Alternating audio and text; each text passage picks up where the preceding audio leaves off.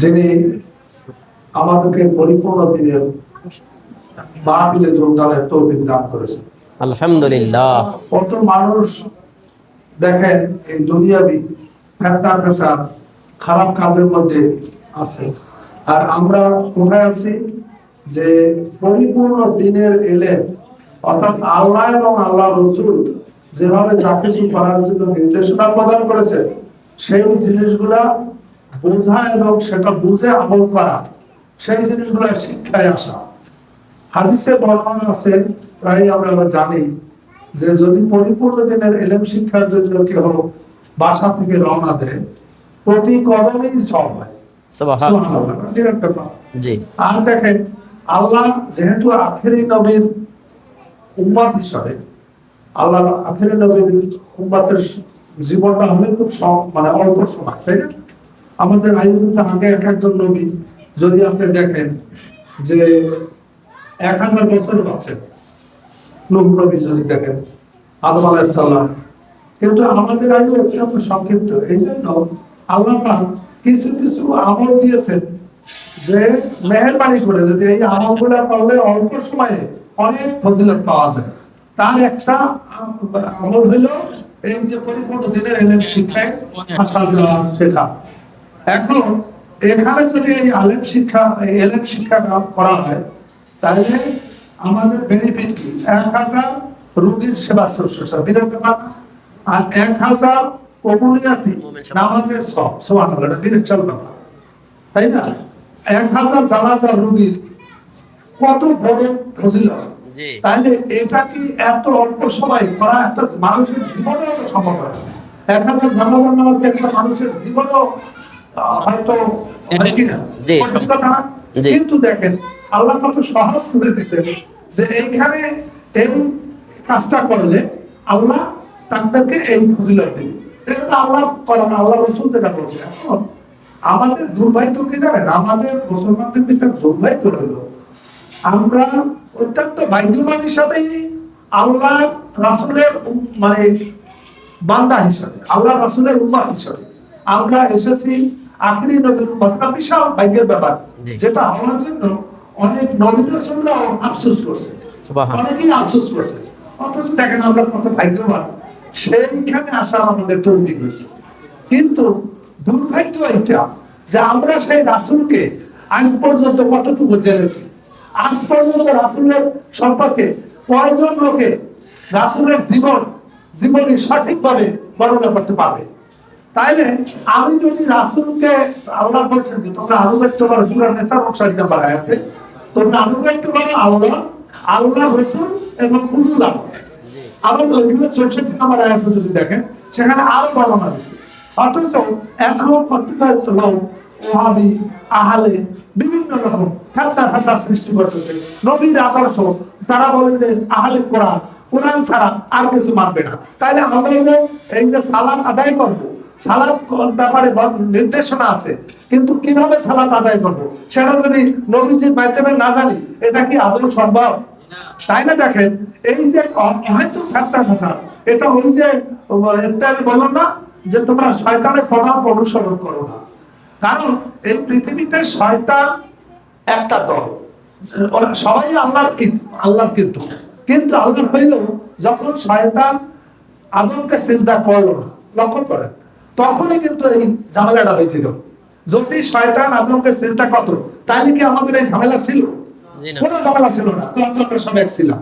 কিন্তু ওইখানে আল্লাহরই মজা, যখনই হইল শয়তান কিছু, যেহেতু এত চেষ্টা করেছে 6 লক্ষ বছরের বেশি, তাকে কিছু ক্ষমতা দেওয়া হইলো যে তাহলে যে আদমের কারণে আমি আজকে মানে পথচ্যুত হয়ে গেলাম, সেই আদমকে কিভাবে আমি ডাকা দেবো।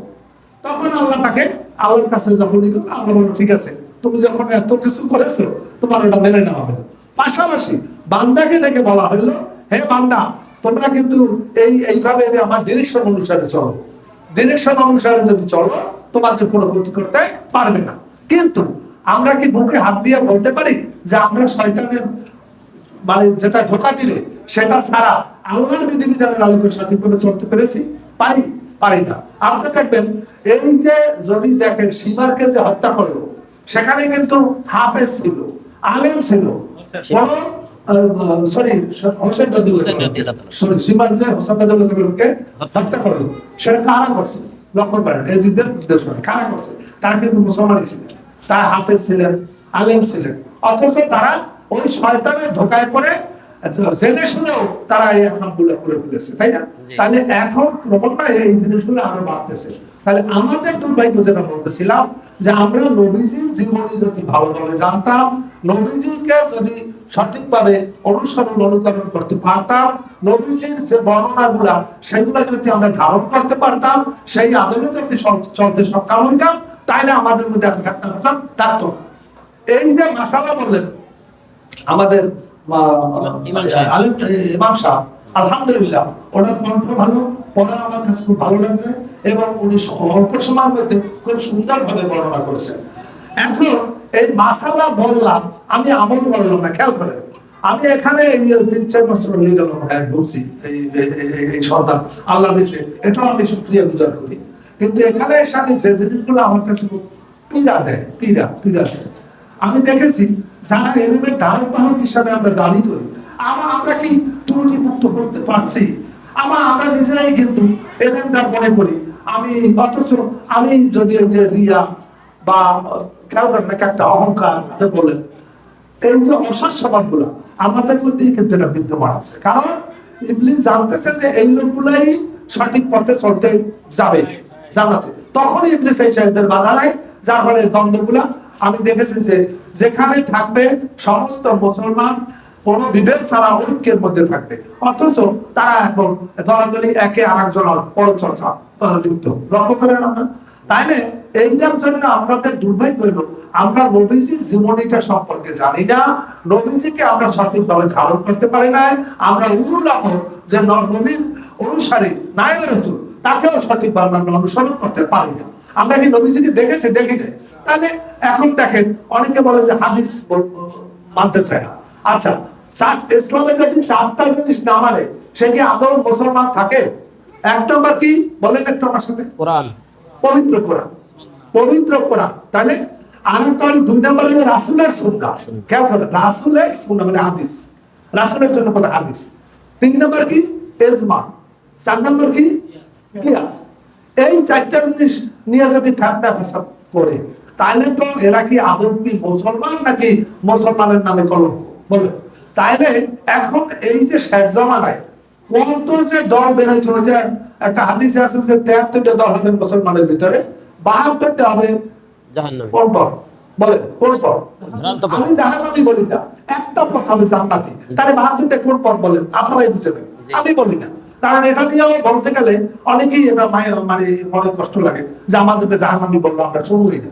আরে আপনি জাহান্নামী না, আমি বলি আপনি জান্নাতি, তাহলে আপনি কি সঠিক পথে আছেন কিনা আপনি বিচার করেন। আমি পরীক্ষা যদি না দিই, মনে করেন আমার পরীক্ষা যদি আমি ঠিক মতো লিখতে না পারি, আমি পাস করবো না ফেল করবো, আমি বুঝতে হবে না? তাহলে আমাকে ওই সাবজেক্ট গুলো জানতে হবে। এখানে 40টা মাসালা, এই 40টা মাসালার একটাও যদি না হয়, তাহলে আমি যদি এটা না জানি, পরীক্ষা না দিতে পারি, আমার পক্ষে কি পাস করা সম্ভব হবে? তাহলে দেখেন এই জিনিসগুলো জানতে হবে। এখানে আপনারা আলহামদুলিল্লাহ অনেক ঘনবসতি এই এলাকা, আমি এই জীবনে আমার প্রথম এখানে এসেছি, আমার মনে হচ্ছিল যে এসে অনেক লোকজন এখানে উচিত ছিল কি, যেহেতু একটা পরিপূর্ণ দিনের আলোচনা হচ্ছে, যেটা নবী রাসূল, যেটা আমরা কুল্লু নাফসিন যায়কাতুল মাউত, প্রত্যেকের মৃত্যু কিন্তু অবধারিত আসতেছে। আজকে সকালে আমার মানে শুভাকাঙ্ক্ষী যুগ্ম সচিব ছিলেন বাংলাদেশ সরকারের, উনি মারা গেছেন। খবরটা আমাকে আমার এক বন্ধু দিল, আমি খুব ব্যথিত শোনার পরে। তাহলে দেখেন আপনি দুনিয়াবি একজন সেক্রেটারি বুঝেন, একটা মোটামুটি ক্ষমতা থাকে না, তারা ডিসি থাকে ওতে, কিন্তু কি হিসেব ক্ষমতা এখন কোনো খবর আছে? সে চলে গেছে। তাহলে আমরা তো যাচ্ছি, আপনি দুনিয়ায় কে কি পথ, কে কি জানলেন, কে কত বড় আলেম, কে কত বড় জ্ঞানদার, বলবেন ওটাকে আমি কিছুই মনে করি না। বরং আপনি যদি বাইজিদ বুস্তামি রহমতুল্লাহ নাম শোনেন, সে কি কাজ করতো জানেন? বাইজিদ বুস্তামি রহমতুল্লাহ সে কাজ করতেন যে জাহাজ যে বসে, জাহাজ বিচারকের যে পাখা ডাকতো, আগে এই ফ্যান ছিল না, আগে কিন্তু পাখা ডাকতো, তাই পাখা ডাকতো পেছনে। তা উনি কিন্তু অত্যন্ত আল্লাহর বুজুর্গ কালে মানে কামের লোক ছিলেন, বুজুর্গ, তাই না? এখন দেখেন, অথচ ওনার কর্ম ছিল মানে খুব একটা জাজ তার পাখাটা না, তাহলে বুঝেন কল্পনা কত বড় ছিল না। কিন্তু তার যে মানে আধ্যাত্মিক যে মানে রুহানি জগতে যে সে ডেভেলপমেন্ট হয়েছিল সেটা ওই জাজের চেয়ে বড় হয়েছিল। সুবহানাল্লাহ। একদিন যদি শোনেন, একদিন দেখা গেছে যে একজন ওই যে জাজের বিচারকের কাছে কারা আসে, বিভিন্ন মামলা মোকদ্দমার লোকজন আসে না, এক বৃদ্ধ বয়স্ক লোক কাঁদছেন। তখন উনি বললেন যে উনি সকালে আসছেন, জাজে দেখে আসেন, বললেন আপনার কি হয়েছে, আপনি কাঁদছেন কেন? বলে বাবা আমি তো জানি না, আমি অনেক দূর থেকে, আগের যুগে তো মনে করেন যোগাযোগ ব্যবস্থা এত ভালো ছিল না, তা আমি আসছি, আজকে উকিল বলতেছে যে আমার কোনো দলিল আনি নাই, আজকে নাকি ফাইনাল রায় দেবে। তাহলে ফাইনাল রায় দেবে, এখন আমি তো এত বছর আমি কেসটা চালাই না, এখন আমার তো রায়টা আমার পক্ষে হবে না, কারণ আমি তো দলিল নিয়ে আসি। তখন উনি বললেন যে আপনার দলিল কোথায় আছে, কথা খেয়াল করেন। তখন বললেন যে আমার দলিল অমুক জায়গায়, মনে করেন এই এলাকায় অমুক জায়গায় অমুক প্রাঙ্গেরিতে আছে। আর মনে করলো আপনি আল্লাহ করে আল্লাহকে ডাকেন, বলে উনি গেলেন। ঠিক যখন আদালতে ঢুকবে, ঢোকার আগ মুহূর্তে সেই বললো এইটা কি আপনার দলিল, এইটা দেখেছে সব দলিল তার কাছে। ধরা খাইছে, এর আগে ধরা পড়ে। তখন তারা যেন অংশে গেছে উল্টো। তাইলে একটা জিনিস আমি এর থেকে বুঝাতে চাচ্ছি, আপনি কত বড় কে, আপনি একজন গরিব, আপনি আধ্যাত্মিক জগতে কত বড় উন্নত, আপনার দেখাটাই দরকার নাই। আপনি গাছের নিচে থাকেন, মাটির নিচে থাকেন, আল্লাহ আপনাকে ওই যে যাকে অনেক বড় মনে করতেছেন, মানে বাংলাদেশের মন্ত্রী সচিব মন্ত্রী এরকম মনে করেন না। আমি কিন্তু বিশ্বাস করেন, আমি মোটামুটি একজন মানে চাকরি কর্ম করেছি এবং আলহামদুলিল্লাহ পৃথিবীর বিভিন্ন জায়গায় আল্লাহ নিয়েছে অনেক জায়গায়, কিন্তু আমি কোনোদিন আমাকে মনে হয় যে আপনি যদি একটা লেবার আমাকে ভালোবাসে, আমাদের এলাকায় যদি যাই, আমি লেবারের সাথে বসে খাই। কারণ আমি ওর সাথে যখন আমার মনে আছে, আমি একদিন একটা তাকে আমি কোলাকুলি করি, কোলাকুলি, তো সে আমাকে সাবাই দিয়ে বললো যে ভাই আপনার মতো লোক আমাকে মানে কোলাকুলি করছে, আল্লাহ আপনার মানে এই যে মানসিক যে একটা তার দোয়া, তাহলে আমাদের মধ্যে অহংকার রাখবেন না। আমরা যদি একটু মনে করি যে আমার ডাক যে কোনো মুহূর্তে এসে যাবে, আমি চলে যাব, তাহলে আমি কি নিয়ে গেলাম, তাহলে আমার মধ্যে কোনো দেমাগ, অহংকার, গর্ব, রিয়া, এগুলা হাসা যেগুলো গ্যাঞ্জাম করে এগুলা থাকতে পারে। আর আমি গুরুর বা ভ্রান্ত পথে থাকতে পারি না। আমি যদি ভুল পথে থাকি আমার ধ্বংস নির্বাচন, তাই না?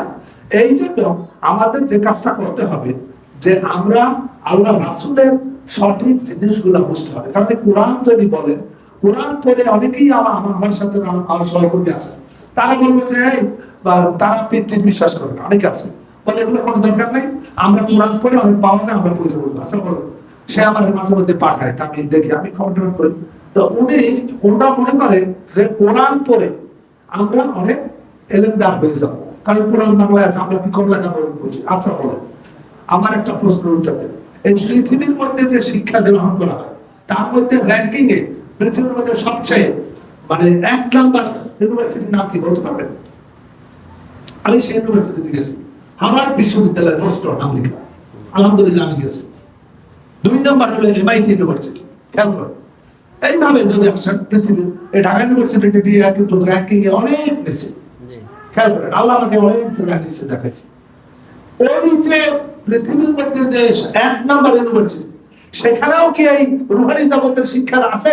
জি না, আছে নাই। তাইলে আল্লাহ রাসূল সে কি ছিলেন বলেন? সাহাবারা কি ছিলেন?